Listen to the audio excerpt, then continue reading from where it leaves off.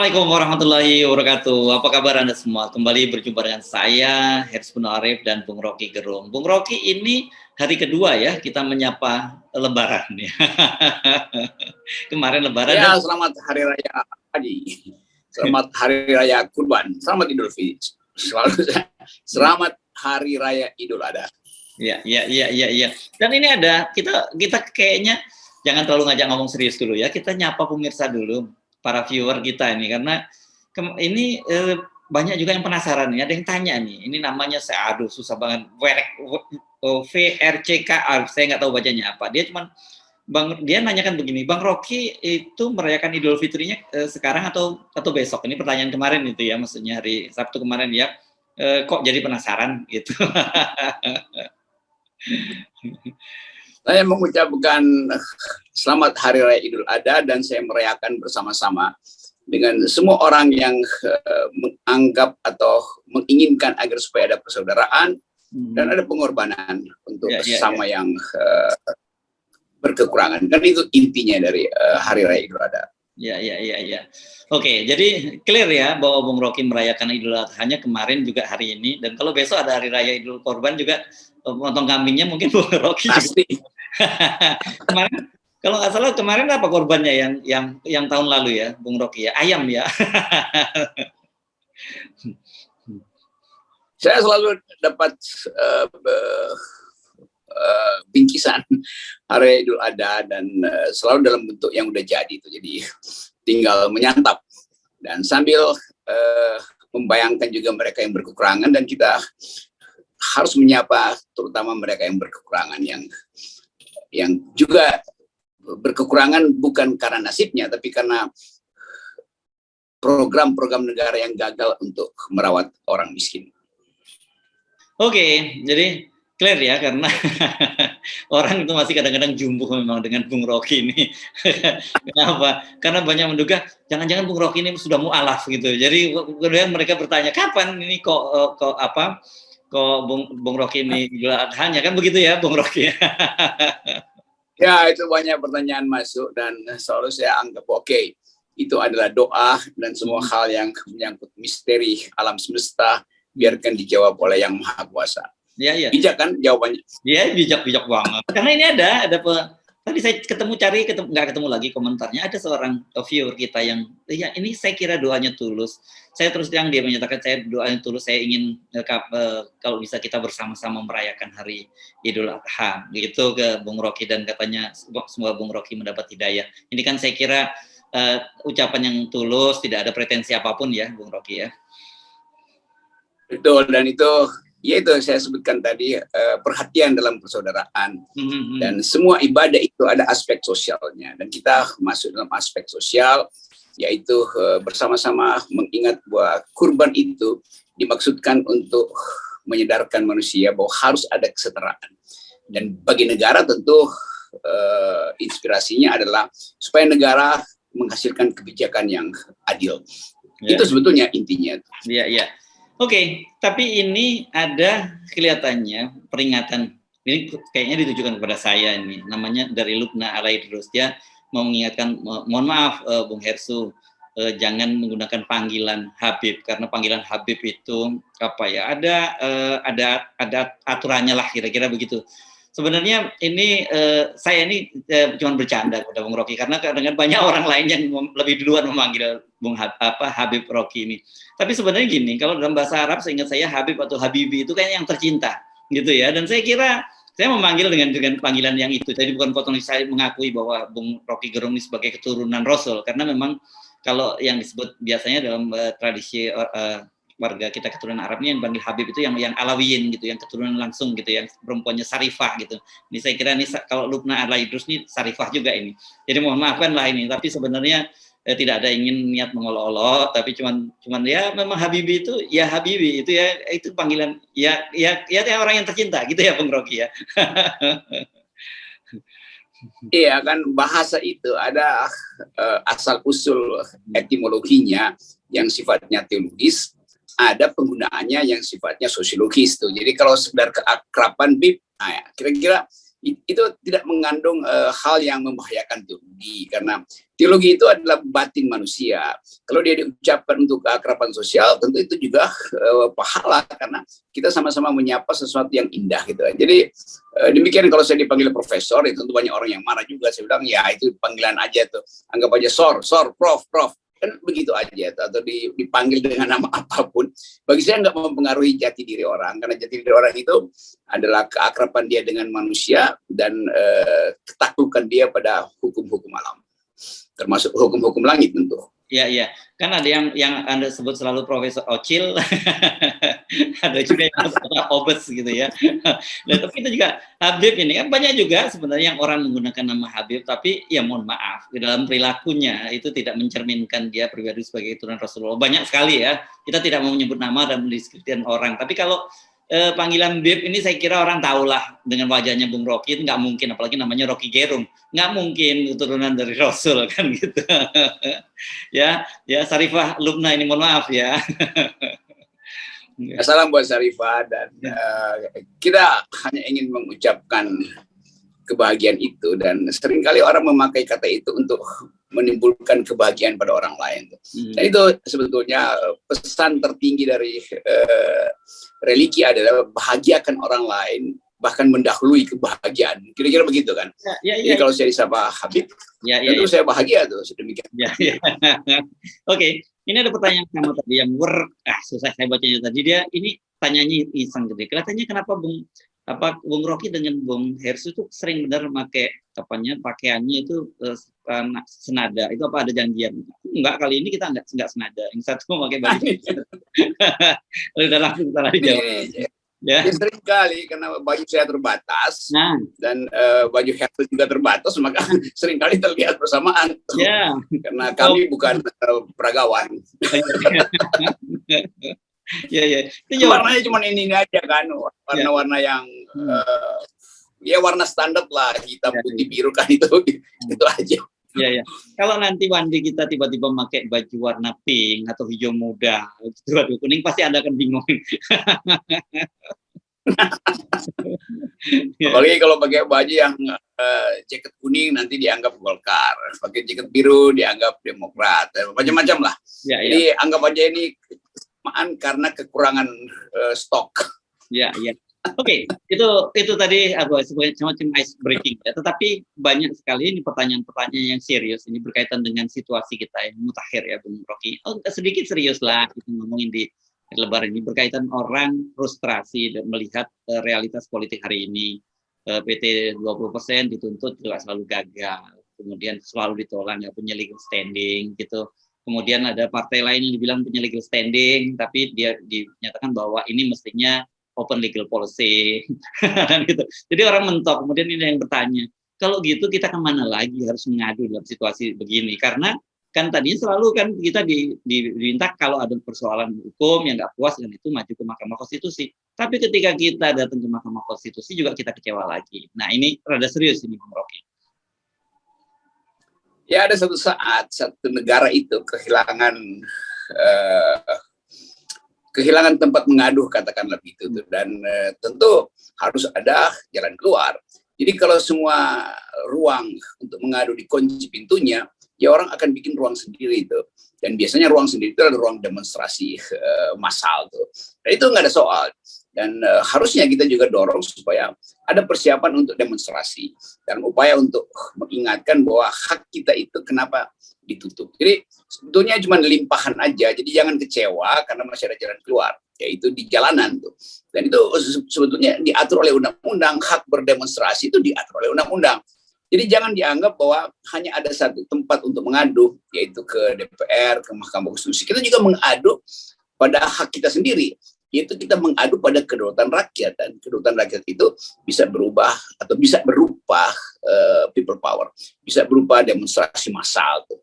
Kan hanya itu ya jalan keluarnya. Kan yang dilarang adalah melakukan perusakan atau melakukan kekerasan. Kalau demonstrasi ya nggak ada soal kan. Jadi bagian itu yang harus saya ucapkan supaya kita berpikir tentang satu gerakan yang memungkinkan terjadi perubahan radikal tanpa ada ekses kekerasan yang radikal. Gampang aja. Nah, ini masih berkaitan dengan Mahkamah Konstitusi karena legal standing, namanya ini Pak Erisman Sultan Pangeran. Ini kalau lihat namanya nih orang awak ini ya. Dia menyatakan Bung Rocky kelihatannya, Bung Rocky dan Bung Subenok kelihatannya rakyat itu punya legal standing ketika pada saat pemilu saja untuk memilih anggota DPR, DPD, dan juga presiden. Kesimpulan dia begitu, Bung Rocky. Jadi sebenarnya ternyata kita punya legal standing gitu. Ya, ini bagus sekali, ini ucapan yang datang dari permenungan dan akhirnya diucapkan dengan cara yang satiris atau apa istilahnya itu, nyindir lah. Dan memang itu faktanya kan. Jadi rakyat yang daulatnya itu 5 tahun akhirnya cuma berdaulat selama 30 hari itu selama mengikuti kampanye. Jadi sebetulnya rakyat paham apa yang disebut kedaulatan. Legal standing rakyat itu abadi dan itu melekat terus selama dia jadi warga negara. Legal standing Mahkamah Konstitusi itu dipilih oleh DPR kan dan pemerintah. Jadi legal standing yang paling kokoh ya legal standing yang basisnya kedaulatan rakyat.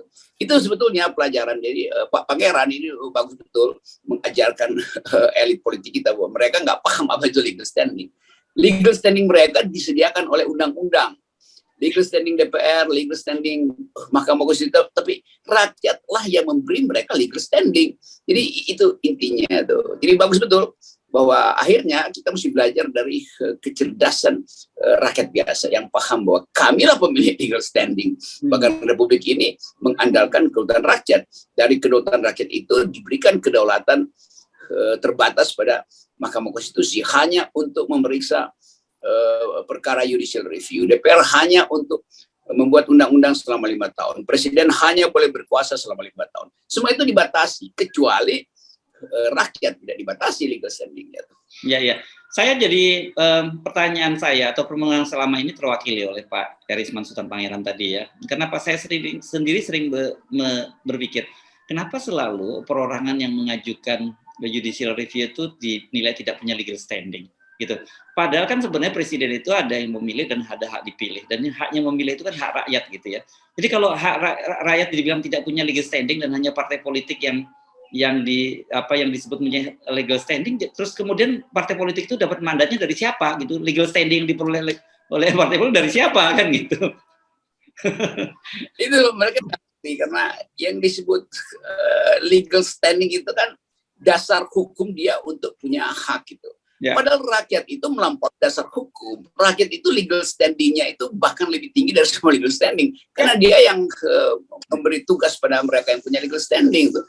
Jadi urutan-urutan ontologisnya itu nggak dipahami oleh mereka. Ya satu rakyat nggak punya legal standing. Kalau dua, gimana? Jadi partai politik. Kalau tiga bagaimana? Buat bikin partai politik ada aturan. Itu membatasi legal standing. Jadi ngaco ini penalaran Mahkamah Konstitusi. Dan ya mereka yang bikin undang-undang itu juga tidak mengerti bahwa legal standing terbaik itu adalah kedaulatan rakyat. Dan yang diucapkan kawan dari mana dari Minangkabau itu ya. Dari Sumatera Barat itu menunjukkan pengetahuan dia yang betul-betul bermutu tentang pengertian legal standing. Ya. Oke, ini soal nanti kita rada random, tapi saya sebenarnya coba kelompok-kelompokkan ya. Ini berkaitan dengan undang-undang ini, undang-undang RUU KUHP yang sedang digodok ini. Jadi dia ini ada namanya Mofles KLPD ini disebutnya jadi tindakan dan jalan apa yang harus diambil rakyat, Bung Rocky, biar rakyat tidak salah ambil tindakan terhadap orang-orang yang berotak penjajah ini. Ini kan berkaitan dengan kok undang-undang pidana kita sekarang kayak zaman kolonial gitu ya.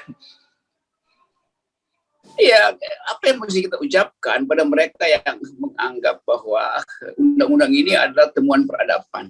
Padahal justru undang-undang ini bahkan lebih buruk dari masa kolonial. Undang-undang kolonial itu dengan sendirinya mengendalikan rakyat demi kepentingan kolonial. Nah sekarang nggak ada kepentingan apa-apa, kenapa masih pakai cara-cara kolonial? Jadi dari segi kualitas undang-undang ini sangat buruk tuh. Kalau undang-undang kolonial buruk itu karena memang sistem politiknya buruk. Kalau sekarang undang-undang jadi buruk justru dalam sistem politik yang udah terbuka tuh. Jadi apapun yang hendak didalilkan oleh para pembuat undang-undang dan sponsornya, termasuk pakar-pakar yang disewa oleh negara, ini adalah produk paling buruk di dalam sejarah peradaban politik Indonesia tuh. Kenapa? karena nggak ada lagi kesempatan untuk menikmati hak-hak individu itu, hak-hak kebebasan berpendapat. Sering orang katakan ya kebebasan berpendapat harus tidak ada kebebasan mutlak berpendapat. Loh, justru kebebasan berpendapat mutlak supaya kekuasaan tidak menjadi mutlak tuh. Jadi yang mesti dibatasi ada kekuasaan, bukan kebebasan berpendapat. Kekuasaan harus dibatasi supaya kebebasan tidak dikepung oleh kekuasaan kan. Jadi pengertian-pengertian itu yang saya kira kita sering luruskan, tapi ya kelurusan itu nggak bisa dipaham oleh orang yang otaknya memang bengkok itu kan. Masih berkaitan dengan undang-undang KUHP itu ya. Ini Ariel Cool, dia menyebut kritik kok diminta ngasih solusi, undang-undang gila. Ngapain ngasih solusi dia pada padahal yang digaji rakyat nggak masuk akal gitu loh. Maksudnya ini udah dibayar untuk nyari solusi, rakyat kita yang disuruh ngasih solusi ketika kritik. Ya itu seringkali ada jalan pintas. Saya dengar debat legislator bilang begitu, eksekutif bilang, lalu apa solusinya tuh? Ngehek, saya ngomong begitu. Lu gua gaji, gua cari solusi, lu balikin ke gue tuh. Tapi kenapa Anda kritik? Karena Anda tidak bisa kasih solusi, kami kritik, kan begitu kan?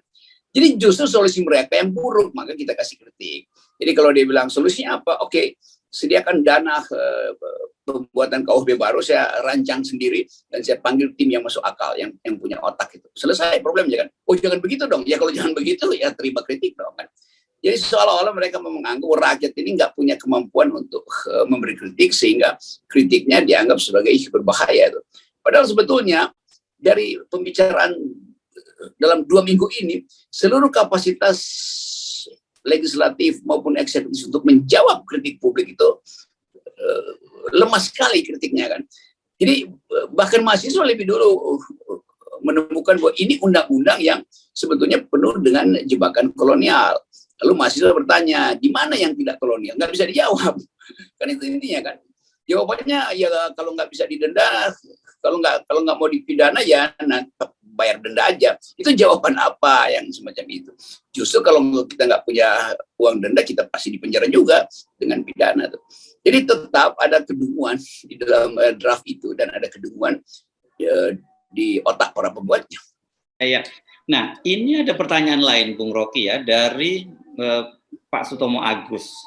Ini pertanyaannya ini menurut saya berat ya, walaupun hanya disampaikan secara dalam kalimat yang pendek. Pengen belajar dan menjalankan Pancasila. Siapa yang bisa ngajarin dan jadi panutan? Nah, ini berat, ini pertanyaan ya. Kan mereka udah bilang kami Pancasila, jadi datang ke kami akan beri pelajaran Pancasila. Ya, ternyata yang ngomong begitu, saya lihat beberapa caption kemarin tuh bahwa ada 2 ketua partai, ada 1 ketua partai, beberapa menteri itu yang pakai caption kami Pancasila, dengan kata lain kami akan ajarin kalian Pancasila. Nah, sekarang mereka ada di penjara. Jadi bagaimana kita mau belajar Pancasila pada mereka yang sekarang di penjara karena korupsi kan? Kan guru-guru Pancasila kita kan korupsi semua kan? Bukan guru-guru SD atau SMP, guru-guru yang menganggap mereka Pancasila itu yang adalah pejabat negara itu adanya di tahanan KPK. Jadi mari kita datang ke KPK buat minta mereka ajarin kita Pancasila. Kan itu absurd. Ya. Ini benar nih. Oh ya, ini kemarin saya ketemu ini beberapa ketua umum partai yang memakai dia kampanye saya Pancasila gitu ya, dan kemudian ternyata memang mereka akhirnya berakhir di penjara. Ini kan, tapi kalau nanti undang-undangnya udah berlaku, ketika kita ngomong bahwa saya Pancasila dan saya berakhir di penjara, kita bisa langsung di penjara, betul loh Bung Rocky, karena itu dianggap menghina Pancasila dan hukumannya kan kemarin sangat berat itu ya, 5 tahun itu. Tapi realitasnya orang melihat seperti itu kan? Ya, saya baca draft itu menghina Pancasila itu dihukum 5 tahun. Kalau koruptor itu dihukum 2 tahun. Jadi bayangin, orang lakukan koruptor yang sebetulnya juga menghina Pancasila hanya 2 tahun. Orang yang mempercakapkan Pancasila, karena kita mungkin mau kasih perspektif kritis terhadap Pancasila, itu dihukum 5 tahun. Jadi bagaimana bengisnya undang-undang ini KUHP? Karena tidak memungkinkan ada percakapan, dan itu menimbulkan satu bahaya bahwa kalau politik tidak bisa dibuka melalui percakapan, termasuk mempercakapkan Pancasila, itu artinya ini negeri otoriter. Nah, akhirnya mereka ini pada sampai, kalau lihat ini pada sampai kesimpulan, ada yang menyarankan kalau mau coba sekali-kali pejabat lihat komen-komen di channel Rocky Gerung ini, karena saya sering juga sering terkejut gitu membaca komen-komen dari mereka ini, karena kadang-kadang di luar apa yang kita pikirkan kan gitu. Tetapi Ya, betul. ya, tetapi ini ada yang satu menarik, ini dari Setio, dia menyatakan bahwa mereka bikin peraturan sendiri, nanti mereka pasti bingung sendiri menerapkannya. As always ya, kata dia. Jadi ini kan memang seperti gitu, dia melihat bahwa sering sekali pemerintah bikin aturan-aturan dan kemudian juga bingung sendiri. Ya kan aturannya dipaksakan untuk segera diselesaikan karena ada kebutuhan. Kebutuhan apa? Kebutuhan untuk mengendalikan kritik, kebutuhan untuk memojokkan oposisi itu, kebutuhan untuk menghalangi pikiran bebas. Nanti dia memang akan sulit sendiri. Karena dia misalnya akan bingung, kalau saya bilang lebih berguna mana, kepala ikan atau kepala negara itu. Nah dia bingung nih, apakah itu delik aduan sehingga si kepala ikannya mesti ngadu dulu, atau kepala negara yang mesti ngadu. Nanti kalau dikatakan itu menghina kepala ikan, nah kepala negaranya senang.